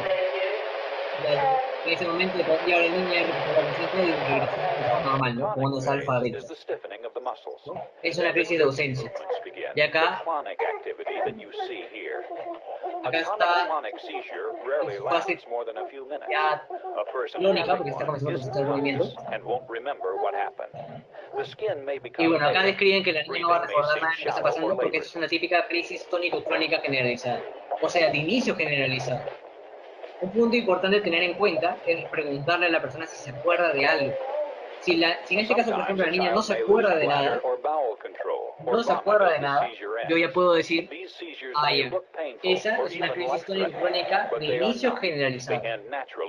Pero si la niña, por ejemplo, antes de eso, dice, pucha, por un momento se me fue la vista, por un momento vi luces, dices, ya, primero pasó eso, primero tuvo fenómeno oral. Eso ya me dice que es una crisis focal que se volvió bilateral tónico-clónica. Esos son puntos importantes, porque la crisis tónico-clónica generalizada, o también llamada el gran mal, generalmente no viene con fenómeno oral. Y por ende la niña, bueno, la persona no se va a acordar de absolutamente nada. De absolutamente nada. Y eso también es un datos importantes. No se olviden que en la crisis de ausencia, uno de los factores que más influye para que se genere es la hiperventilación. Entonces, una de las pruebas que siempre le hace es que la paciente sople, o hable, cuente, y tú ves luego cuando el paciente ya por un momento se desconecta. La persona mantiene su tono, no es atónica, no se pone rígido, no es tónica, no tiene movimientos. Generalmente simplemente lo van a ver quieto, con la conciencia alterada, por 10 segundos, 10, 20 segundos que se altera. Y luego recupera. Eso es lo que se ve en la crisis de ausencia típica, clásicamente. Y miren que dura 10 segundos, pero ¿cuál es el problema? Que puede llegar a presentarse incluso hasta 200 veces en el día. Entonces, el niño está de la nada tranquilo y luego nada se conecta 10 segundos. Otra vez regresa lo mismo y se conecta otros 10 segundos. Entonces hay que tener cuidado con esas cosas, ¿no? Hay que tener cuidado con esas cosas. Generalmente, esas formas de presentación de crisis de ausencia típicas, se pueden manejar como manejo general con ácido valproico, pero la típica generalmente se puede usar un fármaco específico para las crisis de ausencia típicas, que es la etosuxinib, que ya vamos a hablar de fármacos en un momento, ¿no? Es un tipo de síndrome epiléptico. ¿Ya? Dentro de muchos síndromes epilépticos que hay, ese es uno. Y la crisis tónico-clónica generalizada, o sea, de inicio generalizado, recuerden que no viene con fenómeno oral, tiene un fenómeno tónico que van a ver la persona rígida, de más o menos 10, 20, 30 segundos que puede estar con ese fenómeno, en el cual incluso puede presentar un grito epiléptico. ¿Por qué? Porque se produce incluso también un espasmo de la glotis. Entonces el paciente va a escuchar un sonido así. El paciente no va a respirar, se puede poner cianótico. Esas son generalmente las cosas que se pueden llegar a observar. Puede tomar diferentes posturas, la del esgrimista, la de Fencer, ¿no? La fase tónica. Y después comienza con los movimientos clónicos, ¿no? También en estos fenómenos se puede observar incontinencia urinaria, ¿no? El paciente simplemente se puede orinar. Son fenómenos que se pueden llegar a observar. Puede generar fenómenos de hipersalivación. Y tengan cuidado que También se puede morder la lengua, pero recuerden, se va a morder la lengua a los costados, Se puede morder la lengua a los costados o la mejilla, ¿ya? Es un dato bastante específico. Se dice que no es muy sensible, 20 a 30% de las personas presentan ese signo, pero si lo presenta, es 90% seguro que es una crisis epiléptica como tal, ¿no? En cambio, las crisis psicógenas, por ejemplo, para diferenciarlo, el paciente está con sus movimientos que ni siquiera es tan exacto, ¿y qué es lo que clásicamente se muerden? La punta de la lengua, ¿no? Porque como quieren simular que tienen una crisis epiléptica y saben que típicamente se mueren la lengua, se mueren la punta. Pero eso no es nada característico en epilepsia, ¿ya? No es nada característico en una crisis como tal. Eso tenganlo en cuenta. Se pueden morder los costados de la lengua y eso puede generar que la saliva, que era blanca, ahora comience a presentar una espuma rojiza. ¿Por qué? Porque está sangrando. Nada más hay que tener en cuenta. Eso hay que tenerlo presente. Entonces, ¿cómo abordamos la primera crisis? Para esto hay que determinar si es una crisis provocada o una crisis no provocada. Si es una crisis provocada, bueno, puede ser por alcohol, por ejemplo, o por síndrome de abstinencia, ¿no? Generalmente la persona que es bebedora crónica, en la primera semana que ha dejado de tomar, puede presentar síndrome de abstinencia, que eso puede presentar un montón de clínica neuropsiquiátrica, y dentro de esa clínica puede presentar convulsiones, ¿ya? Eso hay que tener en cuenta. Intoxicación por drogas, por ejemplo, cocaína, anfetaminas, pueden estar asociadas a clínica de crisis epilépticas, ¿no? Igual fenómenos metabólicos de hiponatremia, hipernatremia, hipomagnesemia, hipocalcemia, hipoglicemia. No se olviden de esos fenómenos, ¿no? Igual fenómeno de uremia, ¿no? Por falla renal, por la encefalopatía hepática, ¿no? Por falla hepática. Hipoxia también puede generar ese tipo de cuadros, ¿no? También puede generar ese tipo de cuadros. Y esas son las crisis provocadas. Por ende, la manejo como una primera crisis y no me preocupo de más, porque yo ya sé que eso no tiene riesgo no es dentro de mi concepto de epilepsia. Pero ¿cuál es el problema? Las crisis no provocadas. Las crisis no provocadas. ¿Y cuándo me preocupa una crisis no provocada? ¿Cuándo tiene riesgo de recurrencia? Cuando la persona ya tiene un antecedente de lesión, o sea, tendría una crisis sintomática remota, ya digamos, al mes pasado tuvo un SB, hace un año tuvo un TEC, y ahora está comenzando a convulsionar. Entonces, pucha madre, ¿qué puede haber pasado? Que esa lesión haya generado que se haya producido un foco epileptógeno, ¿no? Un foco epileptógeno. Y eso ya va a tener una predisposición a producir crisis epilépticas. Y esa es la definición como tal de epilepsia. No voy a esperar una segunda crisis para ya catalogarlo como epilepsia como tal. Entonces tengo que tener en cuenta eso. Otra cosa que tengo que tener en cuenta es que tiene que tener un electroencefalograma o una resonancia magnética con alguna patología. Y acá donde comienza a tener importancia que pacientes que han tenido una primera crisis tendrían que tener un electroencefalograma y un estudio de imágenes. Un estudio de imágenes. ¿Para qué? Para descartar que tenga este tipo de lesiones. Sobre todo, ¿cuáles? Los que son de crisis no provocadas, ¿no? Que no tienen un fenómeno que yo pueda determinar al inicio, ¿no? Otra cosa, que tenga un examen neurológico patológico, ¿no? Que tenga Babinski, que por ejemplo ya tenga signos vocales, ¿no? Debilidad en un miembro, heminestesia en un miembro, ¿no? Son cosas que tenemos que tener en cuenta. Y otra cosa que se ha visto frecuente de acá también, que la crisis se haya presentado en la noche. O sea que no, eso ya te dice en otras causas que no ha habido un cuadro como tal que lo haya desencadenado, ¿no? Algo que lo precipite. Estaba durmiendo y de nada comenzó a convulsionar. Entonces, esos son los 4 puntos que se ha visto, que se han estudiado, que están asociados a riesgo de recurrencia en una crisis, en la primera crisis no provocada. Pero aún así el manejo en estos pacientes tiene que ser individualizado para saber si se le va a dar tratamiento antipiléptico o no, porque generalmente no se le da. Ese es el concepto que se estaba manejando a lo largo de los tiempos. Pero ahora se está queriendo manejar a este tipo de pacientes ya con fármacos antipilépticos por este riesgo de tener realmente epilepsia, pues, que ya tenga esta predisposición para producir crisis. Entonces, el manejo inicial comienza con una buena evaluación. En la anamnesis, primero tengo que describir el evento, qué estaba haciendo la persona antes, si presentó fenómeno neural o no, cómo fue el tipo de crisis, porque generalmente el paciente ya llega cuando le pasó la crisis. Eso es lo que generalmente se ve.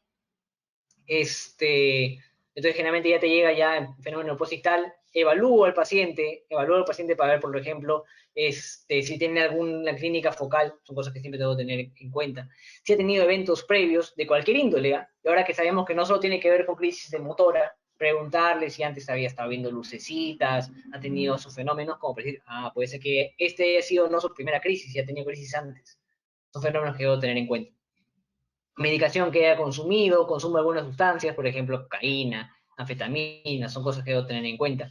La historia médica del paciente, para tener en cuenta las comorbilidades de este, o historia familiar, de convulsiones, que ya me dice, ya hay antecedentes familiares, probablemente sea una forma idiopática genética, ya me aporta a pensar, por ejemplo, en un síndrome epiléptico de algún tipo de estos, ¿no? El examen físico, bueno, hay que descartar infección o hemorragia siempre, típicamente para ver lo que es hemorragia supraracnoidea, por ejemplo, o meningitis, que vamos a ver en el paciente, rigidez de nuca, ¿no? Signo de Kernick, signo de Brusitsky positivo, ¿no? Son cosas que debo tener en cuenta. Debo ver lateralización para ver, por ejemplo, si signo de Babinski, clínica focal de un hemicuerpo, que ya me dice, ya, esto es focal, lo focal me preocupa, ¿no? Lo focal me debe preocupar un poquito. Porque generalmente está asociado a compromiso estructural, por ejemplo, por un TEC, por ejemplo, por un SB, ¿no? Esas son cosas que debo tener en cuenta. Igual, la persona puede presentar laceraciones por el golpe que se ha producido al momento que comenzó a presentar la crisis, que se puede haber golpeado con algo, y la mordedura de la lengua, que no se olviden, que generalmente se muerden los costados o las mejillas, no la punta. La punta generalmente te aporta a pensar que es una crisis psicógena, ¿no? Una crisis psicógena, hay que tener en cuenta esto. Al paciente que ha convulsionado, ¿qué es lo que siempre tengo que pedirle básico? Un hemoglucotest. Siempre, siempre, siempre. Porque una de las causas más frecuentes es la hipoglicemia. Y también porque es un test bastante rápido, ¿no? De ahí le voy a pedir electrolitos para descartar las otras causas, hemograma completo, función renal, perfil hepático, examen de orina, perfil psicológico, en algunos contextos, ¿no? Sin sospecho de que la persona ha consumido, por ejemplo, algunas drogas, entre otras cosas, ¿no? Otro examen inicial que se debe pedir al paciente es el EKG, para descartar, por ejemplo, un síncope cardiogénico. A veces los fenómenos sincopales pueden venir con crisis convulsivas, si lo quieren llamar así, ¿no? Eso hay que tener en cuenta. Pero generalmente el fenómeno posital no dura tanto como una crisis epiléptica. La neuroimagen es muy importante. No se olviden, la mejor imagen para ver epilepsia, para ver la crisis, tiene que ser una resonancia magnética nuclear, más que una tomografía. Pero la tomografía es de más rápido alcance, es mucho más fácil de conseguir. Entonces, cuando yo pido tomografía, cuando yo sé que el paciente puede tener una forma sintomática estructural que tengo que descartar para dar manejo oportuno, ¿no? Si yo sospecho una lesión intracraneal. O sea, generalmente, ¿qué cosa va a tener? Clínica de lateralización. Entonces ahí digo, caray, eso no es bueno. Puede ser que tenga un TEC, puede ser que tenga un SB, y ahí tengo que hacer el manejo del TEC y el manejo del SB, ¿no? Entonces le pido su tomografía para descartar si hay una lesión intracraneal asociada. Pero idealmente debería pedir una resonancia magnética, que puede ser que no lo pida en el momento, lo pida de acá a la semana, no hay prisa, pero debería tener una imagen para descartar esto de acá, por ejemplo, para descartar esto de acá. Sobre todo en quienes, en los pacientes jóvenes que retornan al basal y que tengan un examen neurológico normal. Entonces, en esos pacientes le puedo pedir una resonancia magnética. La electroencefalografía se tiene que hacer, pero no urgente. No es urgente que se haga una electroencefalografía. ¿Cuándo es urgente? Cuando no retorna al basal, ¿no? Cuando no retorna al basal. El paciente se quedó en una fase posictal y no retornó al basal, no regresó al basal, ¿no? Incluso eso, si presentara otra crisis en el momento, después de haber pasado la crisis convulsiva, la crisis motora, ya es suficiente como para catalogarlo como un estatus epiléptico, ¿no? Son algunos puntos que tengo que tener en cuenta. Y la punción lumbar generalmente no se hace, solo si sospecho una MEC. Solo sospecho una MEC. ¿Y cuándo voy a sospechar de eso? Tiene fiebre, ¿no? Está asociado a rigidez de nuca, ¿no? Kernick Brusitsky positivo. Ya eso me dice, ya, puede ser una MEC, ¿no? Y ya le pido su punción lumbar para hacer el estudio respectivo, ¿no? Para hacer el estudio respectivo. Y para el manejo, esto es por lo menos lo básico que tienen que tener ustedes presentes, para igual enseñar a todo familiar o toda persona que crean conveniente. Lo primero es protegerlo en el ambiente. Si, por ejemplo, yo comienzo a funcionar aquí en mi silla, idealmente, ¿qué deben hacer? Llevarme al piso, porque en cualquier momento me caigo. Alejarme de cualquier cosa con la que me pueda golpear. Importante, no se introduce nada en la boca, mucho menos tu mano. No hay gente que mete su mano, ¿por qué? Porque dice, no, se va a atragantar con su lengua. Y el paciente, ¿qué va a hacer? Te va a morder. Te va a morder. Y bueno, ya, está bien, se puede morder la lengua y puede sangrar, pero eso se cura mucho más fácil que arreglar todos los tendones de tu mano. Y si peor, si le metes un trapo, lo puedes asfixiar al paciente, ¿no? Tampoco hay que sostener al paciente, déjalo nomás que convulsione. Lo único que debes preocupar es del tiempo. Recuerden que no debe durar más de 5 minutos. Si no es un estatus, es una emergencia y debería irse corriendo a una emergencia, ¿no? Corriendo a emergencia. Porque si es una persona que ya tiene antecedente, si ya tiene diagnóstico de epilepsia, puede presentar crisis epiléptica y no tendría por qué preocuparme, ¿no? No tendría por qué preocuparme más allá. De preferencia tiene que colocarse en posición de seguridad, eso es importante, ¿no? Si más o menos, imaginando que el piso fuera así y el paciente estuviera echado así boca arriba, ¿no? Boca arriba. La posición, acá están sus ojos, ¿no? La posición de seguridad involucra que yo ponga al paciente de costado, ¿no? de costado con una pierna flexionada, ¿no? Eso clásicamente involucra la posición de seguridad, ¿no? En este caso el ojo estaría para acá, de costadito. ¿Por qué? Porque cuando el paciente está con la crisis, el paciente se puede aspirar, ¿no? Y eso es una causa bastante frecuente de neumonía por anaerobios, por ejemplo. Entonces yo lo pongo de costado para evitar que se asfixie, para evitar que se atragante, ¿no? Con su lengua y para evitar que se aspire, ¿no? Son cosas que debo tener bastante en cuenta. Esas son las cosas que deben tener en cuenta y evaluar el tiempo. Si dura más de 5 minutos, me preocupo. O ya de los 3, 4 minutos ya podría preocuparme porque saben que normalmente dura 2, ¿no?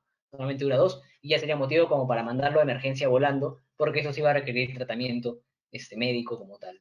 Simplemente se espera que espontáneamente pare, ¿no? Espontáneamente pare. Si la crisis se presentara en el hospital, yo estoy en el hospital y yo veo que el paciente convulsiona. Entonces, ¿qué voy a hacer? Mi ABCD, lo básico. Primero tengo que asegurar vía aérea, verificar que esté respirando bien, canalizarle una vía, ver que esté circulando bien, ahora si hay un déficit neurológico, exponer al paciente y prevenir hipotermia o control de hipertermia en este caso, ¿no? Porque generalmente estos pacientes pueden presentar aumento de la temperatura. Le saco su glucotest, si era menor de 60, o sea, está con un fenómeno de hipoglicemia, generalmente repongo con dextrosa y con tiamina, ¿no? Sobre todo eso se da en intoxicaciones alcohólicas, por ejemplo. El manejo de tiamina que generalmente consume vitamina B1, ¿no? En alcohólicos. Y el medicamento ideal de primera línea en la primera convulsión, en la convulsión como tal, no en manejo de epilepsia, sino en la convulsión, son las benzodiazepinas. A la cabeza, bueno, acá en Perú, diazepam, para Estados Unidos, lorazepam, pero lo usamos más que nada diazepam, a 0.15, 0.2 miligramos kilo, más o menos una dosis máxima de 10 miligramos. Y generalmente máximo se puede pasar en infusión 5 miligramos minuto. Eso hay que tener en cuenta. Pero generalmente te llegan hospitalarios post-crisis. Es lo común que te lleguen. Ya pasó la crisis y te llegan al hospital. ¿Qué es lo que tienes que hacer? Corregir factores provocadores. Entonces, para eso le pedí todo esto. Y si el paciente tiene hiponatremia, corrijo la hiponatremia. Tiene hipoglicemia, corrigí, bueno, la hipoglicemia la corrigí acá, ¿no? Tiene hipocalcemia, corrijo calcio, ¿no? Igualito. Está con infección, manejo la infección. Y así. Y así voy manejando las diferentes causas. Cuando el estatus epiléptico, hay que tener en cuenta que eso se produce principalmente porque hay falla en los mecanismos que terminan la convulsión, ¿no? O los que inducen la convulsión están demasiado excitados. Para esto hay que tener en cuenta que la definición antigua decía que un estatus epiléptico era cuando duraba más de 30 minutos. Sin embargo, las nuevas definiciones, que son del 2015, si mal no me equivoco, te dice que un estatus epiléptico se produce cuando supera un tiempo 1. Un tiempo 1 que es un tiempo que normalmente es el tiempo que debería terminar una crisis, ¿ya? Que generalmente en las crisis tónico-crónicas generalizadas, que son las más conocidas, el tiempo 1 dura 5 minutos. O sea, pasados los 5 minutos ya hablamos de estatus epiléptico. Y hay que tener en cuenta que puede tener consecuencias a largo plazo cuando pasa un tiempo 2. Y el tiempo 2 prácticamente es 30 minutos. O sea, yo voy a esperar que pasen los 30 minutos para que se produzca un daño neuronal, para recién yo catalogarlo como un estatus. No, pues no te pases. Yo justamente, ¿qué busco? Prevenir la injuria, prevenir el daño. Por eso es que yo tengo que hacer el diagnóstico antes. Y en este caso yo sé que la fase de terminación máximo debe durar 5 minutos en una crisis tónico-crónica generalizada y en una crisis parcial compleja, o bueno, crisis focal con alteración de conciencia, 10 minutos, ¿no? 10 minutos. Pero clásicamente, para la mayoría de definiciones en emergencia, se toma en cuenta 5 minutos o que tenga 2 o más convulsiones sin recuperar conciencia entre crisis. Por ejemplo, yo ahorita tengo... Me pasó, desperté, sigo normal y presento otra, no es estatus. Pero si yo tengo una crisis, me pasa, estoy en mi fenómeno postal sin regresar a mi basal, sin recobrar conciencia, y vuelvo a convulsionar, ya ese sería un estatus. Y eso sería un estatus. La principal causa de estatus, recuerden que es el incumplimiento al tratamiento. Esa es la principal causa. Y la segunda asociada al alcoholismo, ¿no? Y asociado a otras drogas también. Pero la principal es por incumplimiento del tratamiento. O por ejemplo, el paciente que tú le habías indicado un medicamento y se compró un genérico, ¿no? Algo más baratito porque no le alcanza el dinero, que es una realidad de mucha de la población, que no tenía la eficacia que el medicamento que idealmente tú le estabas dando. O sea, de por sí era un fármaco malo, un fármaco bamba, si lo queremos ver así. Entonces, obviamente no va a cubrir la necesidad que requería de la medicación y va a provocar un incumplimiento terapéutico facticio, ¿no? Porque al final el paciente sí tomaba el tratamiento, y va a generar que produce estatus. Entonces, hay que tener bastante cuidado con la toma de los medicamentos, porque si el paciente está tomando un medicamento y lo comienza a tomar mal o lo deja de tomar, puede provocar estatus. Y esto es mortal. Así que tener bastante cuidado. Hay que tener bastante cuidado. Bueno, el manejo generalmente es tema de una clase aparte en emergencia, es bastante extenso, pero más o menos tengan en cuenta que en los primeros 5 minutos se estabilizo, o sea, cuando ya tengo al paciente ahí, ¿no? ¿Dónde está el cursor? ¿Cierto? Ahí está. De ahí, la primera línea terapéutica son benzodiazepinas. No vamos a hablar más a fondo de las dosis y demás, ¿no? Pero hay que tener en cuenta que es la primera línea terapéutica.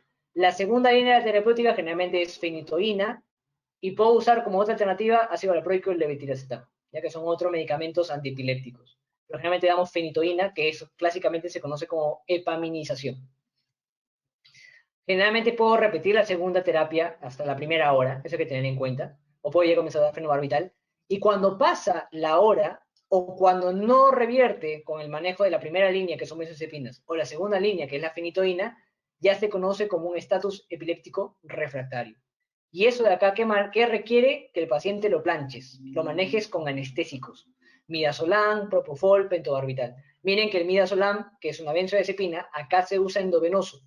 Si lo van a usar como primera línea, se usa intramuscular. Por ejemplo, si el paciente no tiene una vía periférica colocada, ¿no? Eso hay que tener en cuenta. Y al paciente lo pones en anestesia por 24 horas. O sea, el paciente lo planchas por 24 horas. Y de ahí le quitas el anestésico. Le quitas el anestésico. Si tú le quitas el anestésico y sigue con el estatus, entonces dices, ah, ya, este es un estatus epiléptico súper refractario. Ahí que te queda de manejo ketamina, sulfato de magnesio, prednisolona, hipotermia o la dieta cetogénica, ¿no? Para intentar controlarlo. Pero ya esto es lo peor, pues, ¿no? Que pase un día y siga todavía con el estatus. Ya eso es lo peor de lo peor. O que bueno, ya, pues no puedas quitarle el anestésico porque comienza a convulsionar, ¿no? Comienza a convulsionar. Eso generalmente se conoce como estatus epiléptico súper refractario. Es importante que recuerden estas definiciones, ¿ya? Y bueno, para hablar de los fármacos antiepilépticos, ya sabemos, por la parte de la sinapsis que vimos inicialmente, que tenemos fármacos que inhiben los canales de sodio, ¿no? Típicamente, ¿quiénes inhiben los canales de sodio? La carbamazepina, ¿no? La fenitoína, ¿no? La lamotrigina, son algunas cosas que se deben recordar, ¿ya? ¿Quiénes inhiben los canales de calcio? Cualquier idea que la gabapentina, la pregabalina tendría que ver con el GABA, pero no. Estos bloquean los canales de calcio, eso no se olvide, ¿no? Eso no se deben olvidar. Inhibidores glutamatérgicos, por ejemplo, tenemos ahí el topiramato, bastante usado, por ejemplo, como antiepiléptico y también como manejo de la migraña. Eso hay que tener presente, ¿no? Por ejemplo, si un paciente tiene migraña y epilepsia, preferible topiramato, te cubre para los dos, ¿no? Te cubre para los dos. Pero el topiramato tiene efectos en diferentes partes, ¿no? Pero, por ejemplo, esto es uno de los más importantes. Bueno, potencia de los canales de potasio, no hay mucho medicamento que tenga efecto en ese nivel. Receptores GABA, ¿quiénes participan acá? Principalmente las benzodiazepinas, eso no se olviden, los barbitúricos actúan al nivel de los receptores de GABA. ¿Y cuál es el medicamento que actúa sobre las vesículas, la vesícula del glutamato, las vesículas sinápticas SB2A? El levetiracetam, ¿no? El levetiracetam. Eso hay que tener presente. Otra forma de clasificar los fármacos antiepilépticos es por su espectro de eficacia, ¿no? Idealmente usamos los fármacos de amplio espectro, ¿no? Ácido valproico, benzodiazepina, fenobarbital para el manejo de las crisis. Porque te cubren para todo, pues. Te cubren para todo. Idealmente el manejo de la crisis generalizada se más que nada con ácido valproico, ¿no? Y las crisis focales principalmente se manejan con carbamazepina. Dentro de lo clásico, hay que tener en cuenta que eso más o menos son el espectro que cubren cada uno de estos medicamentos, ¿no? Cada uno de estos medicamentos. Cada medicamento tiene que ser individualizado por el epileptólogo y el paciente, va a indicar por diferentes motivos alguno de estos, teniendo en cuenta la eficacia, teniendo en cuenta los efectos adversos, teniendo en cuenta su metabolismo y demás, ¿no? Y bueno, la crisis de ausencia, uno de los medicamentos que clásicamente se usaba es la etosuximida, ¿no? Tener en cuenta. Pero más que nada se maneja con ácido valproico. También se maneja más que nada con ácido valproico. Y ya para terminar, que creo que la clase se hizo mucho más extensa de lo pensado, no sé si me estén enviando, tenemos lo del abordaje terapéutico ya basiquito, ¿no? Básico. El manejo farmacológico, que es la primera línea terapéutica para el manejo de las epilepsias. Si es una crisis focal, se puede usar la motrigina, levetiracetam, que son más o menos algunas de las drogas que te recomienda Today, pero la clásica que se usa es la carbamazepina, ¿no? Es la carbamazepina. Es la más usada para las crisis focales, clásicamente, ¿no? Para las crisis focales. Luego tenemos la crisis generalizada, ¿no? Incluso las crisis focales que se vuelven abilateral, tónico-crónicas, se manejan como crisis focales, ¿no? Por ende se manejaría con carbamazepinas. Eso hay que tener en cuenta. Las crisis de inicio generalizadas generalmente se manejan con ácido valproico, lo clásico, pero también se puede usar la motrigina y el levetiracetam. Eso hay que tener en cuenta. Y la crisis de ausencia principalmente con ácido valproico y con la etosuximida, ¿no? Pero también se puede usar la motrigina o clonazepam, ¿no? Como benzodiazepina. Eso hay que tener en cuenta. Algunos aspectos importantes. Si la mujer está gestando, por ejemplo, y tiene una crisis tónico-crónica generalizada, yo no puedo usar en la gestante jamás, jamás ácido valproico. Jamás podría usar esto. Ya eso hay que tener en cuenta. Ya jamás podría usar ácido valproico. ¿Por qué? Porque es teratogénica. Es teratogénica. Una de las drogas mejor usadas para estos casos es la motrigina y el levetiracetam. ¿Ya? Eso hay que tener en cuenta. Y el adulto mayor generalmente tiene que usar drogas que tengan un metabolismo o que tengan menor interacción farmacológica. ¿Quiénes tienen menor interacción farmacológica? Los medicamentos de segunda generación. Primera generación, ácido valproico, carbamazepina, ¿no? Los antiguos. Segunda generación tenemos la motrigina, levetiracetam. Como tienen menos interacciones farmacológicas, se prefieren en estos pacientes. Otro medicamento que se pueden usar en el adulto mayor, por ejemplo, es la gabapentina, ¿no? La gabapentina, y la pregabalina, ¿no? Son otros medicamentos que se pueden usar principalmente en el adulto mayor. De cada uno hay que saber sus efectos adversos, pero ya eso sí es para otro momento, ¿no? Eso sí es para otro momento. Siempre hay que tener en cuenta esos efectos, estos hay que tener siempre presentes. Si se dan cuenta, uno de los medicamentos más usados, o que sería ideal usar para casi todos, son la motrigina y el levetiracetam, ¿no? Casi para todos, ¿no? Pero cuidado, la lamotrigina, por ejemplo, la lamotrigina exacerba las mioclonías. Si el paciente tiene una epilepsia mioclónica juvenil, yo no puedo usar la motrigina. O si tiene una crisis mioclónica, yo no podría usar la motrigina, porque las exacerba. ¿Ya? Igualito que la carbamazepina, que se usa más que nada para crisis focales. Si el paciente tiene una crisis generalizada, exacerba la carbamazepina. No está indicada, está contraindicada de manejo para crisis generalizadas. Eso hay que tener en cuenta. Y en caso que fuera una forma refractaria, nos pasamos al manejo quirúrgico. Bueno, antes de hablar de esto, recuerden que para suprimir la medicación, por lo menos tiene que tener un fenómeno libre de crisis, disculpen la letra, estoy con el mouse, libre de crisis de por lo menos 2 años, ¿no? Y ya para suspender, la persona tiene que tener deseos de gestar, o le está produciendo intolerancia al medicamento, algún efecto adverso, ¿no? Como para decir, ya te lo puedo ir quitando, ¿no? O ya por lo menos que pasen 2, 3 años y tú dices, ah, ya, bacán, ya puedo ir pensando que puede ser una epilepsia resuelta, vamos a ir bajándote la dosis. Recuerden que se baja poco a poco, no se quita abrupto, porque si lo quito abrupto, ¿qué le puede llevar? A un estatus epiléptico. Hay que tener en cuenta eso. Pero si fuera una forma refractaria, que ya sabemos la definición, generalmente tenemos que irnos por otro manejo, ¿no? Por ejemplo, el manejo quirúrgico, que para eso requiero primero hacer un estudio prequirúrgico, con estudio de imágenes avanzados, con PET, scan, con resonancia magnética funcional, hacer un estudio por neurocirujano, por epileptólogo, para definir, por ejemplo, estas áreas. ¿Qué es lo que sobre todo busca el manejo quirúrgico? Definir esto. La zona epileptógena, ¿no? La lesión epileptógena, que idealmente la cirugía ideal es la que únicamente reseca el área epileptógena.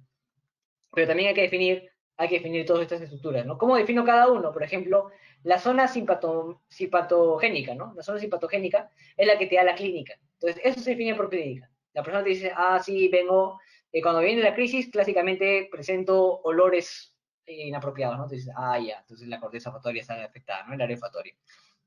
No, o escucho bulla, ya la corteza auditiva primaria. Esa, ya, esa es la zona simpática, la zona simpatogénica, ¿no? Sintomatogénica, mejor dicho, sintomatogénica, eso hay que tener presente. La zona irritativa, ¿quién te descubre esto? El electroencefalograma.